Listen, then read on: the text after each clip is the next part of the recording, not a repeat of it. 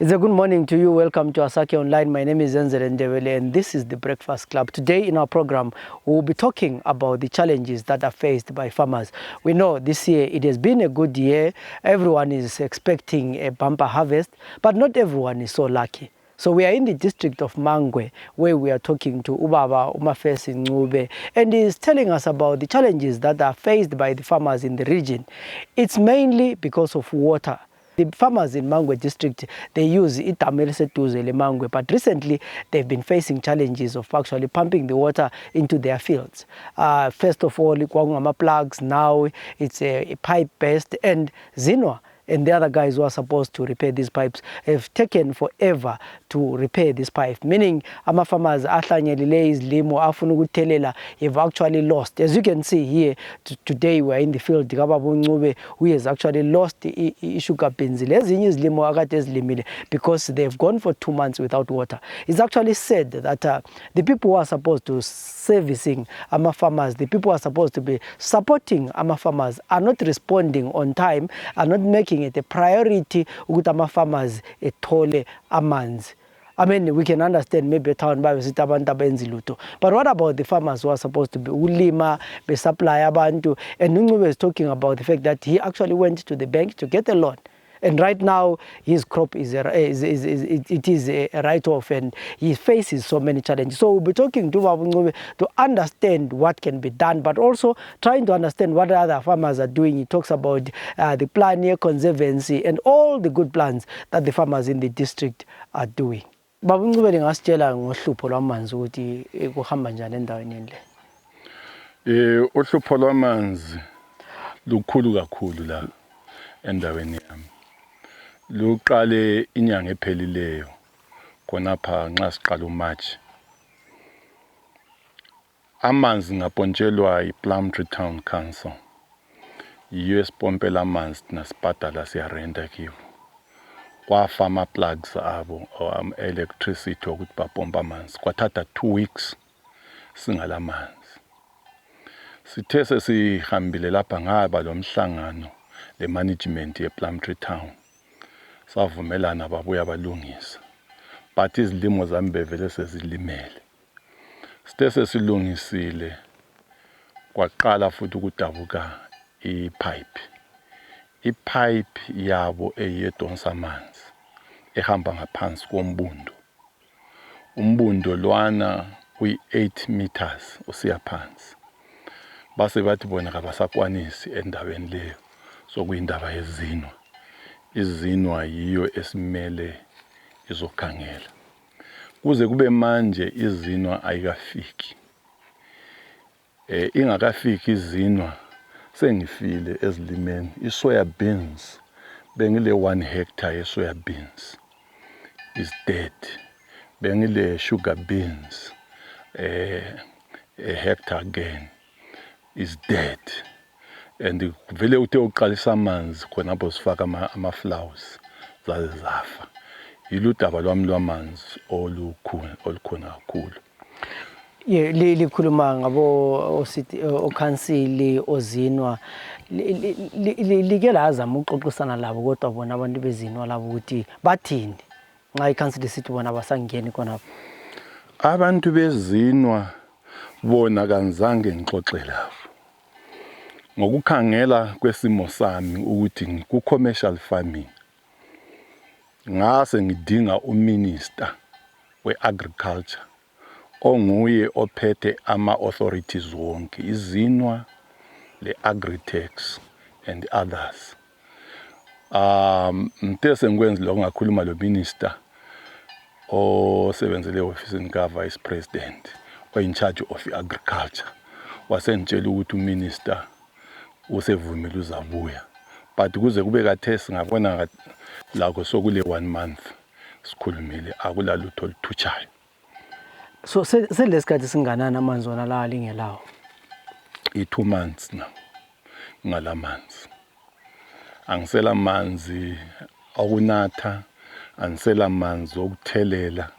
Iproject le ngiqale ulomnyaka owodwa ngiyenzile. Into engiqala ngabanjwa iCovid. COVID-19 yase yambulalela imarket yonke. Then kade sibe sengilime isoya beans le sugar beans. Ngikhangelela ukuthi imali engayithatha ku Agribank ngifaka i-drip system le. Ngizabhadala ngayo ngoba ngehlulekile ukubhadala last time. And now into la esiphelele emoyeni. And now ngile push from Agribank sebefuna imali yabo. But angisakwazi ukuthi case le ngifake kubani because ilizwe upresident have declared ukuthi productivity.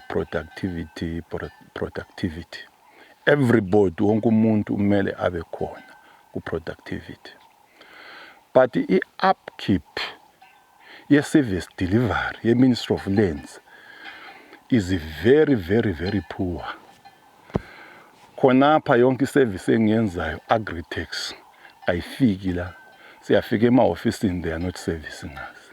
Zinu is not servicing us. So council is not servicing us adequately. So sile problem emangalisayo. Okusuka kusibuza ukuthi kathi yona izinwa izifaka ipipe naliyana ngaphansi ihambe 8 kilometers. Sibone ngathi kwakuyisabotage. To sabotage ukuthi ngesikhathi esithile kube le outbreak. Kungabi le manzi emadorobheni, kungabi le manzi kuma farmers. You see. So ukhuluma ukuthi umuntu othethe loan ebank ekhangelela ukuthi uzalima izilimo ethengise ebuyisele.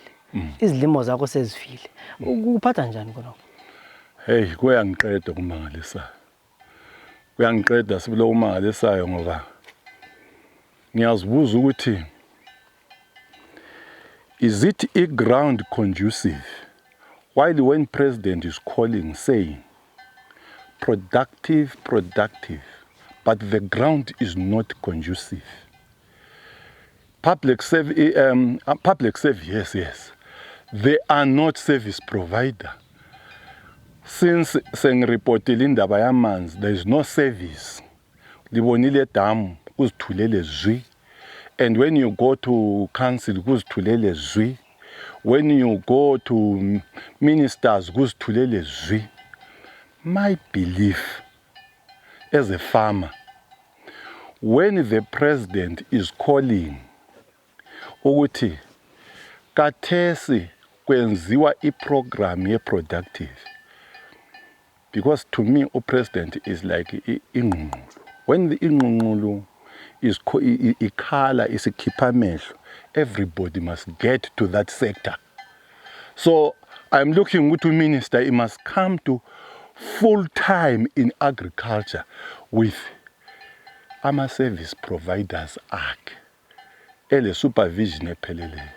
And with this kusenza sibe madolo nzima ukuthi sisebenze njani. Ibanking ngiyitshelana, ilizwe ngiyalitshelana. That's the problem.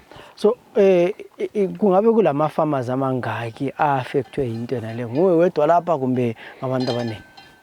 Sibanengi. One kule village ye Prescott, about more than 14 farmers they affected. Lapha ama commercial farmers, I think about about 10 were affected. So is really is serious. Is serious. My calling, my request in this case, the minister must come down and see this disaster. Engabe minister only in one-sided. Simzwele in that area of Mashonaland. Simzwele opening ama field days. He must come and understand the situation yama problems. First, abekwazi ukuthi ama problems I have created environment isiqondile. Abantu liyehlulwa kuyini. Kathesi siyehluleka ukuthi izikhalazo zethu sizisanga zizaziwa mbani. Bavalile ama-office ama-district offices. So lapha nedamu sibonile uthe problem yokuqala kwakuyi okuyima-plug. Yes. So i-problem ehluphayo khathesi yi-best. So these guys can't mend the pipe for 2 months. They can't mend the pipe because i-council is getting water from Zinu, idamu ngele Zinu. And according to town secretary, uthi yena izino yathi ebengabambi until baze babuye. So it is lucky ngoba izulu linile i-plum tree ile dam emacingwane. Alubade kungala dam ukusho ukuthi i-plum tree layo ngeke ayilamanzi njengathi singalamanzi. And what we went safike esigabeni le plum tree town ukuthi no. Isifiso sethu thina as farmers, as president usekhumula ukuthi onke ama-water bodies must open amanzi abe available kuma-farmers. So sakhuluma le council ukuthi sicela ukuthi kube le initiative, the initiative of the community, because the constitution is allowing us ukuthi amanzi sasebenzise, because we got a right, a water right as farmers. But to make that meeting ibe khona iphile kunzima ukubahlanganisa abantu la, because council isebenza ikhangelele, the ministry isebenza ikhangelele, department isebenza zikhangelele, and there is no strong coordination of saying let's coordinate and approach farmers. Nxa ama-farmer ethi let's do something. There is nothing like that. So izino yena ilawo yini ama-office ePlumtree or bayabesebenza befika koBulawayo? Izino kayila ama-office ePlumtree isebenza isuka koBulawayo. Yiko lapha ekhona. So is there any way ukuthi ngoba lapha la indawo lela ama-farmers amaningi indawo yonke, why would they be servicing people from Bulawayo kulokuthi bezovula ama-office ngapha? So I don't know really, but I believe ukuthi engxenye with this new approach ye-devolution, once a government wafaka i-provincial council, the provincial council will make them to come down in every district ukuthi ba-service bekuma district, because actually when they're in town they are not servicing, because you can't service. Sithi umuntu servisa ehlala kwenye indawo abantu labo engabazi lokuthi ngabantu abanjani. Singathi service is not just it's just an institution ezihlaleleyo independently, ecachileyo, edingwayo. Is like ukuthi nxa sesifuna izinwa we have to hunt. Ukuthi uhunta ingaphi kwakhona ingaphi kwekhona is very difficult. You are one of the members of the Provincial Council. What are some of the issues that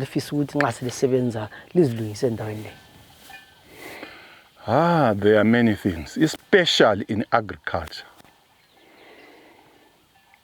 Once we sit in this council, sifuna ama upkeep farmers. When I'm saying ama upkeep farmers, I mean our farmers aqotho avuka khonapho, not a farmer, a cell phone farmer ozabe vuka kwenye indawo. 2, we want the upkeep officers, officer oqotho, which is networking with the farmers at a district level, all the up-to-date yama farmers zakhe ukuthi ahamba njani. Yiso isifiso sethu nxa sikhangele agriculture ukuthi isuke, because now Minister of Finance is talking about GTP. Nxa kunje, how can you make a GTP? Kade singitshelwe yonke into. How can I pay my rent? How can I pay my rates? How can I pay the water? How can I pay everything? But these people, they don't have a human face like Zino. We'll find what Zino is just saying, pay my bill. Each charge yakona is like somebody which is charging wine. But it's a bulk water. I-bulk water we suppose ukuthi isinike i-level ukuthi siphumele price eqondile ama-farmers. One, okwesibili, as this devolution coming, into yama-prices le uminister uyayekele. If you look i-price ye-fertilizer, if you look i-price ye-seed, if you look i-price yama-chemicals, is too high and ithengwa nge-dollar, American dollar. And thina lapha ama-product ethu, we are given a price by the minister, but those people, they are not giving the price. There is a distorted prices. Business, if njalo, that's why I said environment is not conducive for the farmers. I'm still calling, say, the environment is not conducive for the farmers. And how can I create employment? Now is situation it. And these guys now, they are going to lose the job. And the bank is going to lose the money. And but people, they are there. Zina is there. Pipeline So, I mean, the chances of it recovering are very low, unless but they've gone for 2 months. So, from here, what does the future look like? Plan bani ulima.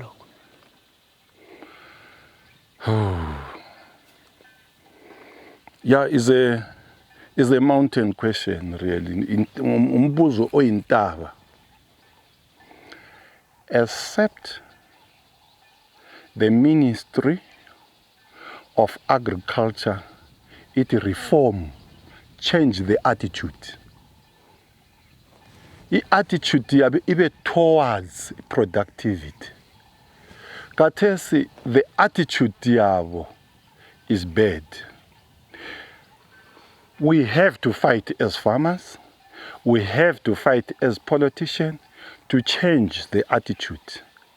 The attitude is not conducive for farming as you see it.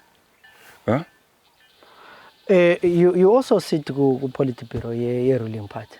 Do you think the next time you figure meeting, these are some of the issues you'll be raising at that high level? Yes, I sit in Central Committee. I think I will raise them. Yes, I will raise them. But I need a support of you guys, press, to publicize adequately this information. So that when I'm talking, sengikhuluma ngayo, itshengisa ukuthi yes, I've tried ukuhlaba umkhosi ukuthi hayi bantu izinto kazimanga kuhle. So people must come down and sizocabanga together. Yeah? Besedam lapha sibonile idamu ligcwele amanzi. So amanzi lana at the moment they are not serving anyone. They are not. They are not serving anyone. Kulesi sikhathi akula muntu othatha amanzi analana ngamanzi nje adliwa ngumoya. I don't believe that upresident uyawazi ukuthi kokwenzakalayo elizweni lakhe. But every day ukhuluma umntana abantu ezeginqe, thinking ukuthi ukhuluma ule cabinet, thinking ukuthi lama ministries, thinking ukuthi ule public offices. Yeah? But they are not helpful at all. Ulama local authority, they are not helpful at all. You know, in this area, we in the kakhulu kanyani kule madwala. It's just in the besides farming, what are other millions I would as a business less. The times Negama Plaza, I was a councillor of the area.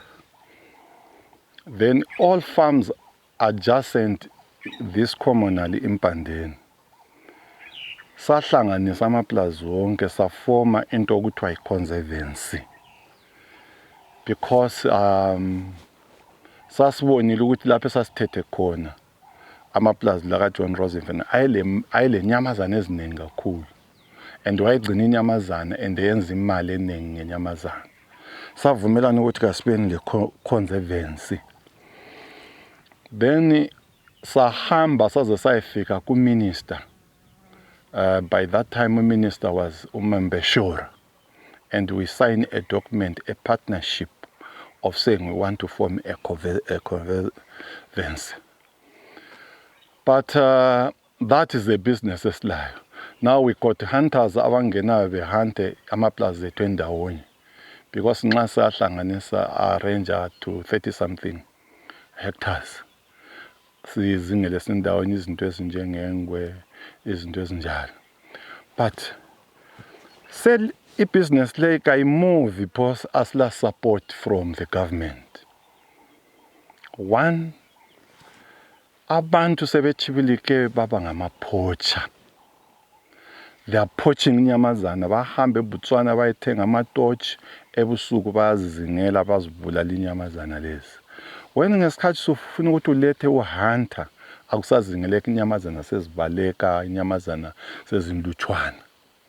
That is the business, a major business of this region, to keep wildlife and inkomo. But kufuna i-education. Then si approach uMembeshora. Sasikhangela ukuthi uMembeshora will coordinate also in national parks and asinike i-team eza train ama new farmers ku concept ye conservancy, i concept ye commercialization of ukugcina inkomo, so that i market yenkomo ibe easier. Ngoba sikhuluma ngathesi i price yenkomo ifile is dead. So ukuthi inkomo yakho uyayithengisa uyenzeni, it's nothing, you see. So kule transformation eneng edingakala ukuthi yenziwe, but uminister angakayenze seHarare. He must go region by region, azwe i-thinking ukuthi okay, region 4 yile i-thinking yawo, region 5 yile indlela, the region 3, 2 ngabantu begwayi. Thina lapha we are looking wildlife and inkomo, lokulima ngama-irrigation nala. It's only 3 areas esimele sikhangele kizo. Maybe umbuzo wami wokugcina ukuthi likhaya lelindaweni ebantwini abahlaliswa khonapha i-productivity yona injani? It's very poor, very poor. Abantu abahlalisa lapha bathe abala market yenkomo in the first place. Siqala ukungena lapha sasithengisa inkomo ku storage. The price it was good, because sasithengisa inkomo ku storage sikwazi ukuclassify ama classes enkomo ukuthi le super, choice, infrastructure and so forth, and then sasizuza imali enhle, because by that time cold storage was exporting meat. But kates middlemen, they are filtrating this farming community. Imiddlemen, omunye uthengisa inkomo laphana, omunye uthengisa inkomo laphana, omunye uthengisa inkomo laphana, omunye uthengisa school fees. Then akula production ongayirecorda uyibone ukuthi yes, this community as Mangwe ikhipha imali engaka. Thina njengama farmers we are so dismantled ukuthi asla network which is intact esenza ukuthi sibe productive. I know there's an irrigation around here, Itoson, which is lying idle. What would you say are some of the issues why that place is not productive? Itoson is another story if you are talking about Itoson. But the time when we started the land delay, I was a member of the land committee. Itoson irrigation sayichiya sayinika uJohn Rosenfeld, because by that time Rosenfeld employ abantu about 40 permanent employees, 100 ama-casuals. I-production wayenza laphana wayelima ipaprika and export ipaprika outside was wayengenisa i-foreign currency. Sithe sithethe ke laphana satshiya irrigation. The land office was saying irrigation, those who want irrigation baza apply. One time the late MP Madlala applied. Bashare lo John, kwathiwa baza share lo John Rosenfeld. Zungu.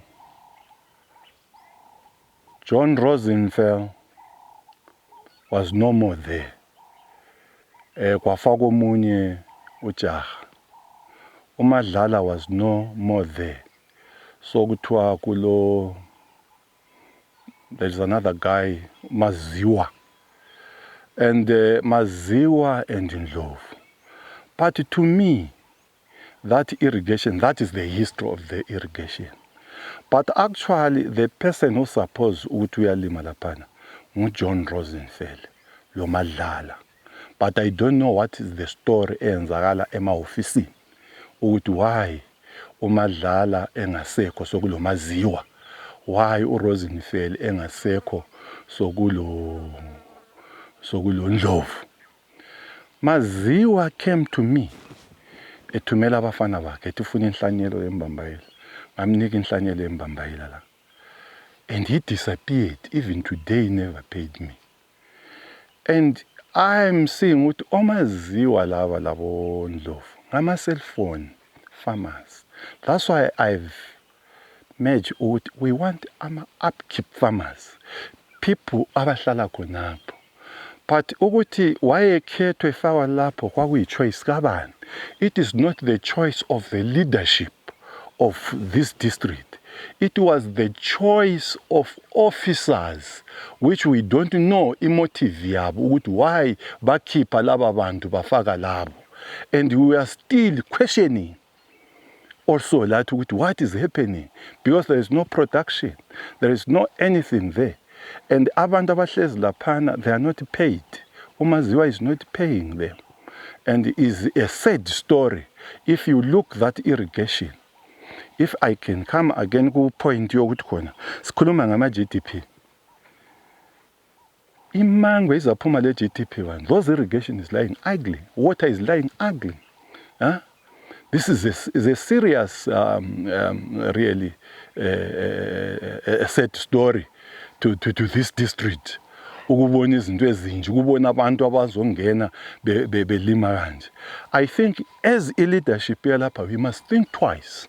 Ukuthi we have to approach minister ukuthi sikhulume la sizwisisana, because ama officers akhe basenzela izinto ezinganhle.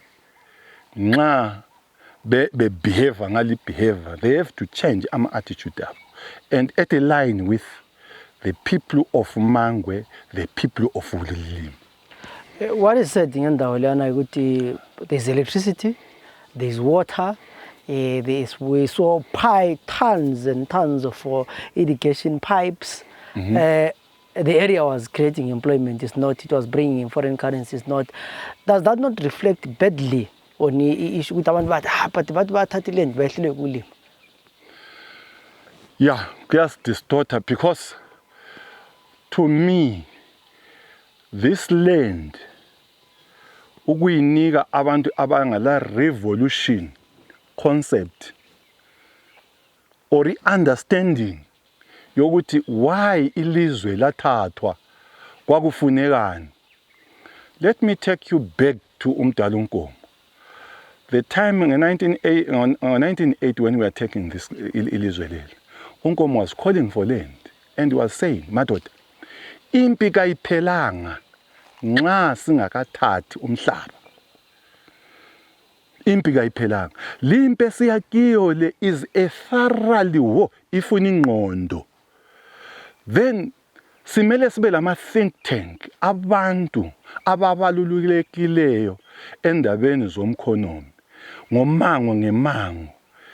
abazakhangelisisa ukuthi nxa sifaka abantu sithi laba bangena ku-agriculture sector ngabantu abazabe bekhona benza izinto and ngabantu abazanetworker. I'm very much against i-networking yethu esiyikhiwa khathesi is a dotted. Is not like umambule. We want a network enjengomambule ekwanisa ukubamba when anything ingenile. Nxa kungene a bad farmer sikwanisa ukuthi wena you are not a right farmer, get out. Sifuna ufama onje. Ama-farmers etukakafiki in that capacity kabaphekwanga ukuthi bafike in this stage.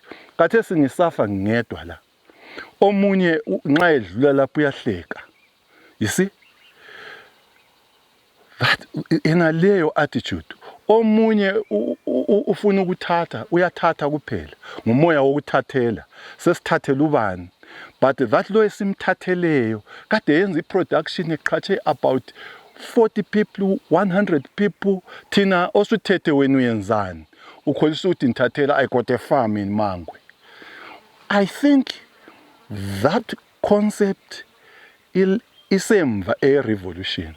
To understand ukuthi Joshua Nkomo when i-revolution yayibuya sikwakufuneka i-production, everybody umuntu adla suit, wonke umuntu athwele inhlalakahle. We are suffering now. Prices, they are very high. Everything, fuel are very high. As I mentioned, water, they are very high.